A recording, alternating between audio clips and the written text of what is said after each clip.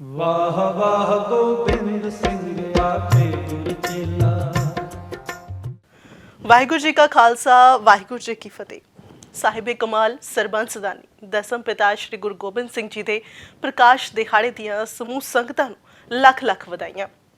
ਇੱਕ ਬਹਾਦਰ ਜਰਨੈਲ, ਮਹਾਨ ਕਵੀ ਅਤੇ ਸੂਝਵਾਨ ਆਗੂ ਤੇ ਦੁਖੀਆਂ ਦੇ ਦੁੱਖ ਦੂਰ ਕਰਨ ਵਾਲੇ ਦਸ਼ਮੇਸ਼ ਪਿਤਾ ਸ਼੍ਰੀ ਗੁਰੂ ਗੋਬਿੰਦ ਸਿੰਘ ਜੀ ਨੇ ਧਰਮ ਦੀ ਰੱਖਿਆ ਦੇ ਲਈ ਆਪਣਾ ਸਰਬੰਸ ਤੱਕ ਵਾਰ ਦਿੱਤਾ।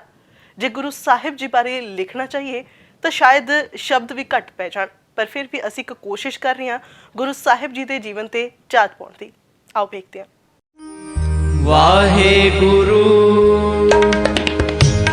चूकार अज हमें हीलते दर गुज़शत हलाल अस्त बुरदन ब शमशीर दस्त। बादशाह दरवेश गुरु गोबिंद सिंह, शाह शहनशाह गुरु गोबिंद सिंह। ਵਾਹਿਗੁਰੂ ਵਾਹਿਗੁਰੂ। ਬਾਜਾਂ ਵਾਲੇ ਦਸਮ ਪਿਤਾ ਸਾਹਿਬ ਸ਼੍ਰੀ ਗੁਰੂ ਗੋਬਿੰਦ ਸਿੰਘ ਜੀ ਭਾਰਤ ਦੀ ਸੁੱਤੀ ਹੋਈ ਕੌਮ ਨੂੰ ਜਗਾਉਣ ਵਾਲੇ ਅਤੇ ਉਸ ਦੀ ਮੁਰਦਾ ਰੂਹ ਦੇ ਵਿੱਚ ਜਾਨ ਪਾਉਣ ਵਾਲੇ ਸਨ। ਆਪ ਨਾ ਸਿਰਫ ਇੱਕ ਬਹਾਦਰ ਜਰਨੈਲ, ਇੱਕ ਸੂਝਵਾਨ ਆਗੂ, ਬਲਕਿ ਇੱਕ ਮਹਾਨ ਕਵੀ ਵੀ ਸਨ। ਆਪ ਜੀ ਦਾ ਪ੍ਰਕਾਸ਼ 1666 ਈਸਵੀ ਦੇ ਵਿੱਚ ਪਟਨਾ ਸਾਹਿਬ ਵਿਖੇ ਪਿਤਾ ਸ਼੍ਰੀ ਗੁਰੂ ਤੇਗ ਬਹਾਦਰ ਜੀ ਅਤੇ ਮਾਤਾ ਗੁਜਰੀ ਜੀ ਦੇ ਗ੍ਰਹਿ ਵਿਖੇ ਹੋਇਆ। ਜਦ ਆਪ ਜੀ ਦਾ ਪ੍ਰਕਾਸ਼ ਹੋਇਆ, ਉਸ ਵਕਤ ਭੀਖਣ ਸ਼ਾਹ ਜੀ ਦੁਆਰਾ ਲਿਆਂਦੀਆਂ ਦੋ ਕੁੱਜੀਆਂ ਉੱਤੇ ਦੋਵੇਂ ਹੱਥ ਰੱਖ ਕੇ ਆਪ ਨੇ ਹਿੰਦੂਆਂ ਅਤੇ ਮੁਸਲਮਾਨਾਂ ਦੇ ਸਾਂਝੇ ਗੁਰੂ ਹੋਣ ਦਾ ਸਬੂਤ ਦਿੱਤਾ। ਵਾਹਿਗੁਰੂ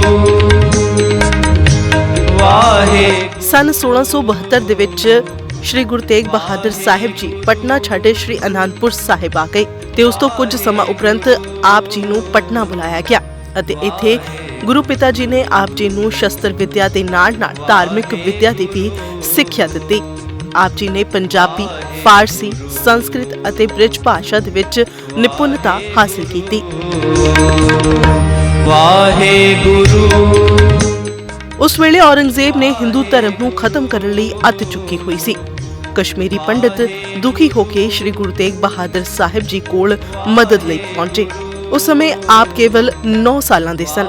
ਆਪ ਜੀ ਨੇ ਪਿਤਾ ਜੀ ਨੂੰ ਔਰੰਗਜ਼ੇਬ ਦੇ ਜ਼ੁਲਮਾਂ ਦੇ ਵਿਰੁੱਧ ਕੁਰਬਾਨੀ ਦੇਣ ਲਈ ਦਿੱਲੀ ਭੇਜਿਆ। ਵਾਹਿਗੁਰੂ ਸ਼੍ਰੀ ਗੁਰੂ ਤੇਗ ਬਹਾਦਰ ਸਾਹਿਬ ਜੀ ਦੀ ਸ਼ਹਾਦਤ ਦੇ ਮਗਰੋਂ ਆਪ ਜੀ 10ਵੇਂ ਗੁਰੂ ਬਣੇ। ਆਪ ਜੀ ਨੇ ਜ਼ਾਲਮ ਮੁਗਲ ਰਾਜ ਨੂੰ ਖਤਮ ਕਰਨ ਲਈ ਸਿੱਖ ਕੌਮ ਨੂੰ ਇਕਜੁੱਟ ਕੀਤਾ ਅਤੇ ਸ਼ਸਤਰ ਵਿਦਿਆ ਦੇਣੀ ਵੀ ਸ਼ੁਰੂ ਕੀਤੀ। ਇਸੇ ਤਹਿਤ ਆਪ ਜੀ ਨੇ ਆਪਣੇ ਸਿੱਖਾਂ ਨੂੰ ਹੁਕਮ ਦਿੱਤਾ ਕਿ ਉਹਨਾਂ ਦੇ ਦਰਸ਼ਨ ਕਰਨ ਲਈ ਆਉਂਦੇ ਸਮੇਂ ਉਹਨਾਂ ਲਈ ਘੋੜੇ ਅਤੇ ਸ਼ਸਤਰ ਨਾਲ ਲਿਆਂਦੇ ਜਾਣ। ਨਾਲ ਹੀ ਇਹ ਹੁਕਮ ਵੀ ਦਿੱਤਾ ਕਿ ਜਿਸ ਸਿੱਖ ਦੇ 4 ਪੁੱਤਰ ਨੇ, ਉਹਨਾਂ ਵਿੱਚੋਂ ਇੱਕ ਗੁਰੂ ਦੀ ਫੌਜ ਵਿੱਚ ਭੇਜਿਆ ਜਾਵੇ। ਗੁਰੂ ਜੀ ਦੀਆਂ ਸੈਨਿਕ ਤਿਆਰੀਆਂ ਨੂੰ ਪਹਾੜੀ ਰਾਜੇ ਬਰਦਾਸ਼ਤ ਨਾ ਕਰ ਸਕੇ। ਬਿਲਾਸਪੁਰ ਦੇ ਰਾਜੇ ਭੀਮ ਚੰਦ ਅਤੇ ਸ਼੍ਰੀਨਗਰ ਦੇ ਰਾਜੇ ਫਤਿਹ ਸ਼ਾਹ ਨੇ ਕੁਝ ਰਾਜਿਆਂ ਨੂੰ ਇਕੱਠੇ ਕਰਕੇ ਆਪ ਜੀ ਉੱਤੇ ਚੜ੍ਹਾਈ ਕਰ ਦਿੱਤੀ ਅਤੇ ਭੰਗਾਣੀ ਦੇ ਸਥਾਨ ਤੇ ਸਨ 1686 ਈਸਵੀ ਵਿੱਚ ਯੁੱਧ ਹੋਇਆ ਅਤੇ ਇਹਨਾਂ ਪਹਾੜੀ ਰਾਜਿਆਂ ਨੂੰ ਮੂੰਹ ਦੀ ਖਾਣੀ ਪਈ, ਜਿਸ ਤੋਂ ਬਾਅਦ ਆਪ ਜੀ ਨੇ ਕਈ ਕਿਲੇ ਵੀ ਬਣਵਾਏ। ਵਾਹਿਗੁਰੂ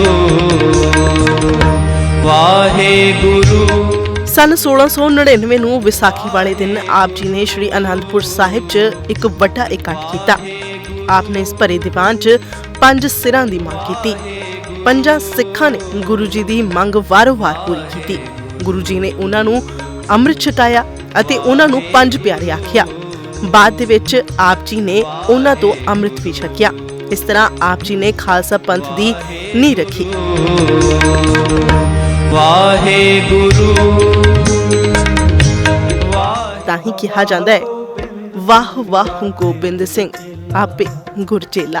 ਵਾਹ ਵਾਹ ਗੋਬਿੰਦ ਸਿੰਘ ਆਪੇ ਗੁਰ ਚੇਲਾ। ਮੁਗਲ ਫੌਜਾਂ ਦੇ ਨਾਲ ਯੁੱਧ ਤੇ ਕੁਰਬਾਨੀਆਂ ਆਪ ਜੀ ਨੂੰ ਮੁਗਲ ਹਾਕਮਾਂ ਦੇ ਵਿਰੁੱਧ ਸ਼੍ਰੀ ਅਨੰਦਪੁਰ ਸਾਹਿਬ, ਸ਼੍ਰੀ ਚਮਕੌਰ ਸਾਹਿਬ ਅਤੇ ਖਿਦਰਾਣਾ ਵਿਖੇ ਯੁੱਧ ਕਰਨਾ ਪਿਆ। ਇਹਨਾਂ ਲੜਾਈਆਂ ਦੌਰਾਨ ਆਪ ਜੀ ਨੂੰ ਸ਼੍ਰੀ ਅਨੰਦਪੁਰ ਸਾਹਿਬ ਦਾ ਕਿਲਾ ਛੱਡਣਾ ਪਿਆ ਤੇ ਆਪ ਜੀ ਆਪਣੇ ਪਰਿਵਾਰ ਦੇ ਨਾਲੋਂ ਵਿਛੜ ਗਏ। ਆਪ ਜੀ ਦੇ ਦੋਹੇ ਛੋਟੇ ਸਾਹਿਬਜ਼ਾਦਿਆਂ ਨੂੰ ਸਰਹੰਦ ਦੇ ਨਵਾਬ ਨੇ ਨੀਹਾਂ 'ਚ ਚਿਣਵਾ ਦਿੱਤਾ ਤੇ ਆਪ ਦੇ ਦੋਵੇਂ ਵੱਡੇ ਸਾਹਿਬਜ਼ਾਦੇ ਆਪ ਜੀ ਦੀਆਂ ਅੱਖਾਂ ਸਾਹਮਣੇ ਸ਼੍ਰੀ ਚਮਕੌਰ ਦੀ ਜੰਗ ਦੇ ਵਿੱਚ ਸ਼ਹਾਦਤ ਦਾ ਜਾਮ ਪੀ ਗਏ। ਇਨ੍ਹਾਂ ਕੁਝ ਹੋਣ ਤੇ ਵੀ ਆਪ ਜੀ ਨੇ ਹੌਸਲਾ ਨਾ ਹਾਰਿਆ। ਆਪ ਜੀ ਸਾਰੇ ਸਿੱਖ ਕੌਮ ਨੂੰ ਆਪਣਾ ਪਰਿਵਾਰ ਸਮਝਦੇ ਸੀ।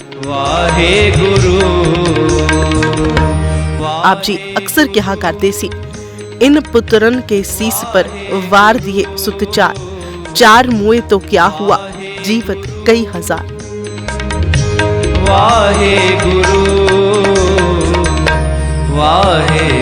ਸ਼੍ਰੀ ਚਮਕੌਰ ਸਾਹਿਬ ਦੀ ਜੰਗ ਤੋਂ ਬਾਅਦ ਆਪ ਜੀ ਮਾਛੀਵਾੜਾ ਸਾਹਿਬ ਦੇ ਜੰਗਲਾਂ ਵਿੱਚੋਂ ਹੁੰਦੇ ਹੋਏ ਤਲਵੰਡੀ ਸਾਬੋ ਪਹੁੰਚੇ। ਇੱਥੇ ਆਪ ਜੀ ਨੇ ਗੁਰੂ ਗ੍ਰੰਥ ਸਾਹਿਬ ਜੀ ਨੂੰ ਸੰਪੂਰਨ ਕਰਵਾਇਆ ਅਤੇ ਗੁਰੂ ਤੇਗ ਬਹਾਦਰ ਸਾਹਿਬ ਜੀ ਦੀ ਬਾਣੀ ਇਸ ਵਿੱਚ ਦਰਜ ਕਰਵਾਈ। ਫਿਰ ਆਪ ਜੀ ਨੇ ਦੀਨਾ ਕਾਂਗੜ ਨਾਂ ਦੇ ਸਥਾਨ ਤੋਂ ਔਰੰਗਜ਼ੇਬ ਨੂੰ ਜ਼ਫਰਨਾਮਾ ਭੇਜਿਆ।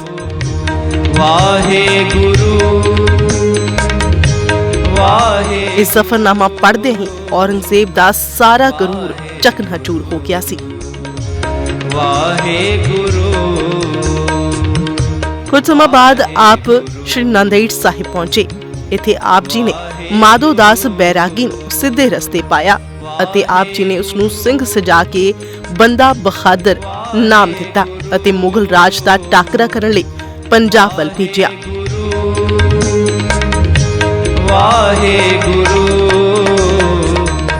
ਇੱਕ ਮਹਾਨ ਜੰਗਜੂ ਤੋਂ ਇਲਾਵਾ ਆਪ ਮਹਾਨ ਸਾਹਿਤ ਰਸੀਏ ਅਤੇ ਕਵੀ ਵੀ ਸਨ। ਆਪ ਜੀ ਦੇ ਦਰਬਾਰ 'ਚ 52 ਕਵੀ ਸਨ। ਚੰਡੀ ਦੀ ਵਾਰ ਆਪ ਜੀ ਦੀ ਉੱਚਤਮ ਵੀ ਰਸ ਕਵਿਤਾ ਹੈ। ਆਪ ਜੀ ਨੇ ਪੰਜਾਬੀ, ਬ੍ਰਿਜ ਅਤੇ ਫਾਰਸੀ ਭਾਸ਼ਾ ਦੇ ਵਿੱਚ ਕਾਵਿ ਰਚਨਾ ਵੀ ਕੀਤੀ।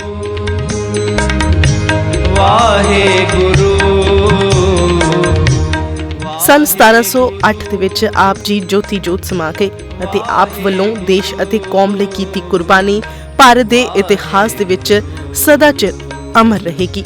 ਵਾਹਿਗੁਰੂ ਵਾਹਿਗੁਰੂ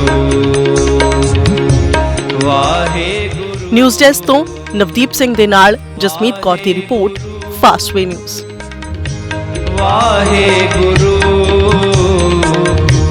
ਵਾਹਿਗੁਰੂ।